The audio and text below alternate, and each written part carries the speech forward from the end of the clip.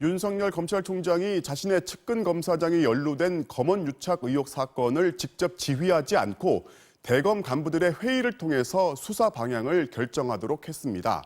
그런데 이런 약속과 달리 대검 간부 회의를 앞세워서 전혀 다른 결정을 내린 것으로 MBC 취재 결과 확인됐습니다.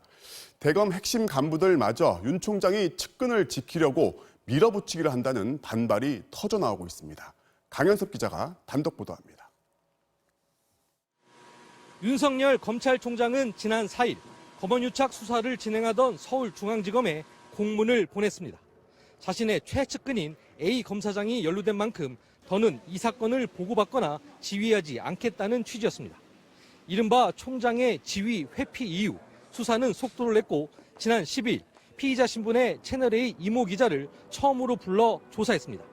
그 뒤 검찰은 피의자로 전환된 A 검사장의 휴대전화까지 압수했습니다. 그런데 채널A 이 기자가 요청한 전문 수사 자문단 소집을 지난 주말 대검이 전격 수용하면서 대검 지휘부와 중앙지검 수사팀 간 이상 기류가 감지됐습니다. 서울중앙지검 관계자는 자문단 소집 결정 사실조차 통보받지 못한 채 언론 보도를 보고 알았다고 밝혔습니다. 더욱이 윤 총장이 하루 전 열린 대검 간부회의 결정을 토대로 자문단 소집 결정을 내렸다는 일부 보도가 나왔지만 이마저도 사실이 아닌 것으로 MBC 취재 결과 드러났습니다.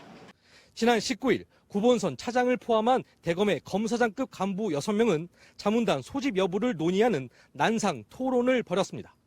회의에 참석한 한 대검 간부는 MBC와의 통화에서 검언유착 사건은 수사가 한창 진행 중이라 자문단에 회부할 요건도 안 돼 추후 다시 회의를 열기로 했다고 밝혔습니다.